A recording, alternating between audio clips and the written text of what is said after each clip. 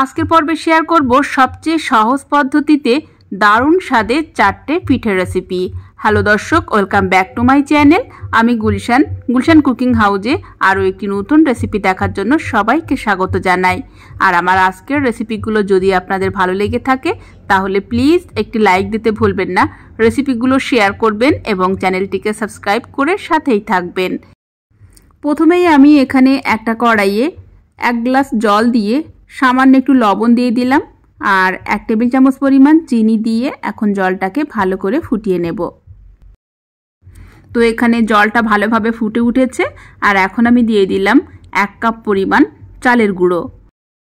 চালের গুঁড়ো দেওয়ার সাথে সাথেই এভাবে দ্রুত নাড়াচাড়া করে খুব ভালোভাবে একটা কাই বানিয়ে নিতে হবে। এরপর ঢাকনা দিয়ে 30-40 সেকেন্ডের মতো রেখে দেব, এতে করে কাইটা খুব সফট হবে। এরপর আমি একটা প্লেটে কাইটা নিয়ে নিলাম, নিয়ে এখন হাত দিয়ে খুব ভালো করে মথে নিতে হবে। একটু সময় ধরে মথে নিতে হবে কারণ এই ডোটা অনেক মসৃণ করে বানিয়ে নিতে হবে। আর অবশ্যই কিন্তু এই ডোটা গরম থাকতে থাকতে মথে নিতে হবে। তো এখানে ডোটাকে অনেক মসৃণ করে আমি বানিয়ে নিয়েছি। এখন আমি একটা কাপড় দিয়ে ঢেকে রেখে দেব যাতে ডোটা সফট থাকে। এরপর আমি এখানে অল্প একটু আটা নিয়ে নিলাম, নিয়ে এখন এই ডো থেকে অল্প অল্প লেচি কেটে নেব, ছোট ছোট লেচি কেটে নেব। নিয়ে এখন এভাবে হাত দিয়ে আমি রোল বানিয়ে নেব।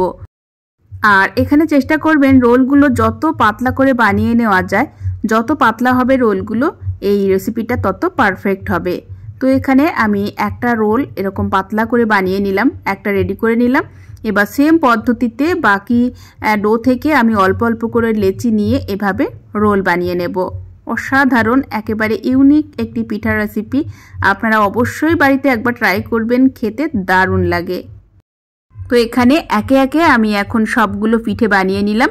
আর এই পিঠেগুলো যদি আপনারা স্টিমে দিয়ে খেতে চান সেক্ষেত্রে আপনারা এরকম একটা ছিদ্রওয়ালা পাত্রের উপরে দিয়ে আপনারা স্টিম করে এটা কষা মাংসের সাথে পরিবেশন করতে পারেন, সেক্ষেত্রেও এই পিঠেটা খেতে অসাধারণ লাগে।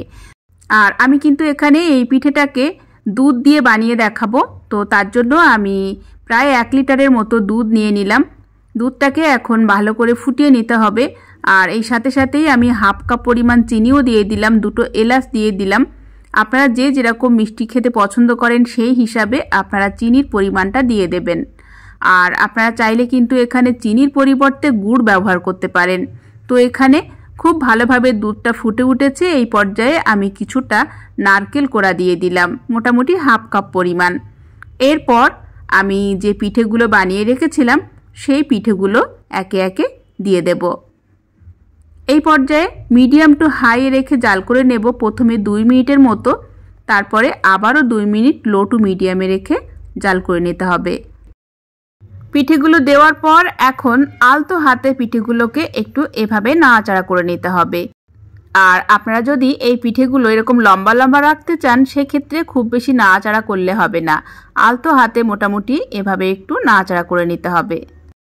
তো এখানে মোটামুটি আমি 3 থেকে 4 মিনিটের মতো পিঠেগুলোকে জাল করে নিয়েছি। আর তাতে পিঠেগুলো অলমোস্ট রেডি। দুধটা বেশ ঘন হয়ে এসেছে, দুধটা ঠান্ডা হওয়ার পর কিন্তু আরও ঘন হয়ে আসবে। এবার আমি একটা সার্ভিং বলে পিঠেটা নামিয়ে নিচ্ছি। আর এই পিঠেটা গরম গরম খেতেও খুব ভালো লাগে, চাইলে আপনারা ঠান্ডা করেও পরিবেশন করতে পারেন, সেক্ষেত্রেও অসাধারণ লাগে। আশা করি আজকের এই সহজ পিঠের রেসিপিটি সবার ভালো লেগেছে। এরপর আপনাদেরকে আরও একটা দারুণ স্বাদের পিঠার রেসিপি বানিয়ে দেখাবো।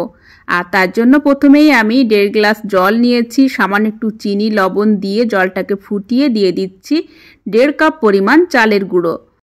এবার দ্রুত নাড়াচাড়া করে খুব সুন্দর করে একটা পারফেক্ট কাই বানিয়ে নিতে হবে। এরপর কাইটাকে আমি একটা প্লেটে নিয়ে নিলাম। প্লেটে নেওয়ার পর আমি এখানে একটা ডিম ভেঙে দিলাম। ডিমটা দেওয়ার সাথে সাথে ডিম আর আটা একসাথে ভালো করে মিশিয়ে নিতে হবে এবং খুব মসৃণ করে একটা ডো বানাতে হবে। তো এখানে খুব সুন্দর করে আমি ডোটাকে ময়ন দিয়ে নিলাম। এবার আমি এই ডো থেকে ছোট ছোট লেচি কেটে নেব। আর আমি কিন্তু এখানে আমার পছন্দ মতো সাইজে লেচিটা কেটে নিচ্ছি, আপনারা আপনাদের পছন্দ মতো সাইজ বানিয়ে নেবেন। তো এখানে ছোট্ট একটা লেচি কেটে নিলাম, নিয়ে এখন এই লেচিটাকে আমি ভালোভাবে প্রথমে এভাবে গোল শেপ দিয়ে নিলাম। এরপর আমি এখানে একটা গ্রেটার নিয়ে নিলাম। গ্রেটার কিন্তু আমাদের সবার বাড়িতে থাকে। এবার লেচিটাকে গ্রেটারের উপরে আলতো হাতে এভাবে প্রেস করতে হবে, চেষ্টা করতে হবে যতটা পাতলা করে নেওয়া যায়। তো এভাবে পাতলা করে নেওয়ার পর এখন একটা সাইড দিয়ে এভাবে আলতো হাতে ফোল্ড করে নিলেই খুব সুন্দর একটা ডিজাইন তৈরি হয়ে যাবে। তো এভাবে আমি সবগুলো পিঠে বানিয়ে নেব। খুব সহজভাবেই আপনারা এটা বানিয়ে নিতে পারবেন যে কেউ। তো এখানে এভাবে আমি সবগুলো পিঠে এখন বানিয়ে নেব। কনকনে শীতে আপনারা এই ইউনিক রেসিপিটি অবশ্যই একবার বানিয়ে দেখবেন। শীতে স্পেশাল এই পিঠেটা খেতে অসাধারণ লাগে। তো এখানে সবগুলো পিঠে বানানো কমপ্লিট। এখন আমরা চলে যাব পরবর্তী স্টেপে। আমি অলরেডি একটা কড়াইয়ে তেল গরম করে নিয়েছি। এখন একে একে এই পিঠেগুলো দিয়ে দেব। লো টু মিডিয়ামে রেখে ভাজতে হবে। একটু সময় ধরে ভাজলে এই পিঠেগুলো খেতে অনেক বেশি ক্রিস্পি হবে। তো এখানে পিঠেগুলোর একটা সাইডে হালকা কালার ধরেছে। তো এখন পিঠেগুলো আমি উল্টে দিচ্ছি আর এভাবে উল্টিয়ে পাল্টিয়ে গোল্ডেন ব্রাউন কালার করে ভেজে নিতে হবে। আর আপনারা চাইলে কিন্তু এখানে ডিপ ফ্রাই করতে পারেন। তো আমি এভাবে অল্প তেলেই পিঠেগুলো ভেজে নিচ্ছি। আর একটু সময় ধরে ভেজে নিলে এভাবেও কিন্তু পিঠেগুলো অনেক বেশি ক্রিস্পি হবে। তো এখানে কালারটা পুরোপুরি চেঞ্জ হয়ে এসছে, অনেক বেশি ক্রিস্পি হয়েছে এবং প্রত্যেকটা পিঠে অনেক ফুলেছে। এবার আমি তেল ঝরিয়ে পিঠেগুলো তুলে নিচ্ছি। আপনারা চাইলে এই পিঠেগুলোকে চিনির চাশনিতে দিয়েও খেতে পারেন, কিংবা যারা মিষ্টি খেতে পছন্দ করেন না তারা এই পিঠেগুলো এভাবেই পরিবেশন করতে পারেন। এভাবেও খেতে কিন্তু অনেক টেস্টি হয়। তো এখন আমি একটা সার্ভিং প্লেটে নামিয়ে নিচ্ছি। আশা করি আমার আজকের এই ইউনিক পিঠে রেসিপিটি সবার ভালো লেগেছে। এবার আপনাদেরকে আরও একটা দুর্দান্ত সহজ পিঠার রেসিপি শেয়ার করব। আর এই পিঠেটা সম্পূর্ণ ইউনিক। তো এখানে তার জন্য আমি একটা প্যানে দিয়ে দিলাম 1 টেবিল চামচ পরিমাণ ঘি। ঘিটা একটু মেল্ট হলে দিয়ে দিলাম 2 টেবিল চামচ পরিমাণ চালের গুঁড়ো। এখন এই ঘিয়ের সাথে চালের গুঁড়োটাকে ভালো করে ভেজে নিতে হবে যতক্ষণ না চালের গুঁড়োর কালার চলে আসে। তো এখানে মোটামুটি 30 থেকে 40 সেকেন্ড ভেজে নেওয়ার পর চালের গুঁড়োর কালারটা চেঞ্জ হয়ে আসবে। আর এভাবে ভাজতে ভাজতে যখন আটাটা এরকম ব্রাউন কালার হয়ে আসবে তখন বুঝে নিতে হবে ভাজাটা একদম পারফেক্ট হয়ে গেছে। এই পর্যায়ে আমি দিয়ে দিচ্ছি 2 টেবিল চামচ পরিমাণ গুড়। আপনারা গুড়ের পরিবর্তে চিনি ব্যবহার করতে পারেন। গুড়টা দিয়ে এখন অনবরত গুড় আর চালের গুঁড়ো ভালো করে মিশিয়ে নেব। আর এই মেশানোর সাথে সাথেই কিন্তু আমি এখানে 1 কাপ পরিমাণ ঘন দুধ দিয়ে দিলাম। দিয়ে এখন অনবরত নাড়াচাড়া করব।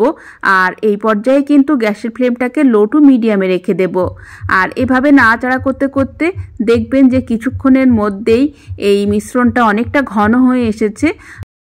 আর এই সময়ে আমি এখানে দিয়ে দিলাম প্রায় 1/2 কাপ পরিমাণ কোরানো নারকেল। নারকেলটা দিয়ে এখন অনবরত এটা নাড়াচাড়া করতে হবে। আর এভাবে নাড়াচাড়া করতে করতে কিন্তু এই পুরটা পুরোপুরি ড্রাই হয়ে আসবে, মোটামুটি প্যান থেকে পুরোপুরি ছেড়ে দেবে। ততক্ষণ পর্যন্ত এটা জাল করে নিতে হবে এবং লক্ষ্য রাখতে হবে যাতে পুরটা জ্বলে না যায়। তার জন্য লো টু মিডিয়ামে রেখে এটা জাল করতে হবে। তো এখানে মোটামুটি 3 থেকে 4 মিনিট ধরে আমি জাল করে নিয়েছি। আর তাতেই আমাদের পুরটা অলমোস্ট রেডি। এখন আমি এটা নামিয়ে নেব। তো এখন আমি পুরটাকে একটা বোলে নামিয়ে নিলাম। অন্যদিকে ওই প্যানেই আমি দিয়ে দিলাম 1 গ্লাস লিকুইড দুধ এবং 1 টেবিল চামচ পরিমাণ চিনি, 1 টেবিল চামচ পরিমাণ দিয়ে দিলাম গুঁড়ো দুধ। দিয়ে এখন দুধটাকে ভালো করে ফুটিয়ে নেব। আর সবশেষে খুবই সামান্য পরিমাণ দিয়ে দিলাম একটু লবণ। এবার সব কিছু এভাবে মিশিয়ে নিয়ে ভালো করে দুধটাকে ফুটিয়ে নেব। তো এখানে দুধটা ফুটে উঠেছে। আর এখন দিয়ে দিচ্ছি 1 কাপ পরিমাণ সুজি। সুজিটা দেওয়ার পর আমি অনবরত এটা নাড়াচাড়া করে নেব। নাড়াচাড়া করে আমি এখানে একটা ডো বানিয়ে নেব। যতক্ষণ না সুজিটা প্যান থেকে ছেড়ে দেয় ততক্ষণ পর্যন্ত এটা জাল করে নেব। তো এখানে আমাদের সুজির ডোটা পুরোপুরি ড্রাই হয়ে এসছে। এই পর্যায়ে আমি সামান্য একটু ঘি দিয়ে দিলাম যাতে ডোটা আরও মসৃণ হয়। তো ঘিটাকে দিয়ে ভালোভাবে নাড়াচাড়া করে এখন আমি সুজির ডোটা একটা প্লেটে নামিয়ে নিলাম। নামানোর পর আমি আবারও একটু ঘি নিয়ে এখন সুজির ডোটাকে ভালো করে মথে নেব। খুব মসৃণ করে মথে নিতে হবে। এরপর সুজির ডো থেকে আমি ছোট্ট ছোট্ট করে লেচি কেটে নিয়েছি। এবার এই লেচিটাকে ঠিক একটা বাটির মতো বানিয়ে নেব। বাটির মতো বানিয়ে নিয়ে আমি যে পুরটা বানিয়ে রেখেছিলাম সেই পুর থেকে অল্প পুর নিয়ে ঠিক এভাবে বলের মতো বানিয়ে আমি বাটির ভিতরে ভরে মুখটাকে সিল করে দেব। তো এভাবে ভালো করে সিল করে দেওয়ার পর এবার দুই হাত দিয়ে খুব সুন্দর করে এরকম একটা গোল শেপ দিয়ে নেব। এরপর আমি এখানে একটা ছাঁকনি নিয়ে নিলাম। ছাঁকনির নিচে এভাবে হালকা হাতে একটু প্রেস করে নেব, নিলে খুব সুন্দর একটা ডিজাইন তৈরি হয়ে যাবে। তো এভাবে আমি সবগুলো পিঠে বানিয়ে নেব। এরপর আবারও একটা লেচি কেটে নিলাম এবং এরকম গোল শেপ দিয়ে একটা বাটির মতো বানিয়ে আমি ঠিক আগের মতো পুর ভরে নিলাম। নিয়ে এখন সবগুলো পিঠে এভাবে বানিয়ে নেব। খুব সহজেই আপনারা কিন্তু এই পিঠেগুলো বানাতে পারবেন, আর এগুলো খেতে কিন্তু খুব টেস্টি হয়। আপনারা অবশ্যই বাড়িতে একবার বানাবেন। খুবই ইউনিক একটি পিঠার রেসিপি। কোনো রকম তেল ছাড়া এই পিঠেটা খেতে যে কি পরিমাণে টেস্টি হয় আপনারা বাড়িতে একবার ট্রাই না করলে বুঝতেই পারবেন না। তো এখানে সবগুলো পিঠে আমার বানানো কমপ্লিট। আপনারা চাইলে কিন্তু এই পিঠেগুলোকে হালকা তেলে ভেজেও খেতে পারেন, কিংবা আপনারা দুধে ভিজিয়ে খেতে পারেন। তো আমি এই পিঠেগুলোকে হালকা স্টিমে দিয়ে বানিয়ে দেখাবো। তার জন্য আমি এখানে একটা পাতিলায় জল ফুটিয়ে নিয়েছি আর উপরে এরকম একটা ছিদ্রওয়ালা প্লেট দিয়ে নিলাম। দিয়ে এখন আমি একে একে পিঠেগুলো দিয়ে দেব। আর এই পাত্রে কিন্তু আমি একটু তেল ব্রাশ করে নিয়েছি। নিয়ে এখন পিঠেগুলো দিয়ে আমি ঢাকনা দিয়ে মোটামুটি 2 মিনিটের মতো হাই ফ্লেমে জাল করে নেব। আর তাতেই পিঠেগুলো খুব ভালোভাবে স্টিম দেওয়া হয়ে যাবে। পিঠেগুলো অনেক বেশি সফট হবে। আর এখানে পিঠেগুলো দিয়ে কিন্তু আমি ঢাকনাও দিয়ে দিলাম। দিয়ে এখন 2 মিনিটের মতো জাল করে নেব। আপনারা এই শীতে কিন্তু অবশ্যই এই ইউনিক পিঠেটা একবার বানিয়ে দেখবেন। খেতে কিন্তু অসম্ভব মজার হয়। আর যেহেতু এটা সুজি দিয়ে বানানো তাই অনেক বেশি হেলদি একটি পিঠা। ছোট থেকে বড় সবাই অনেক পছন্দ করে খাবে।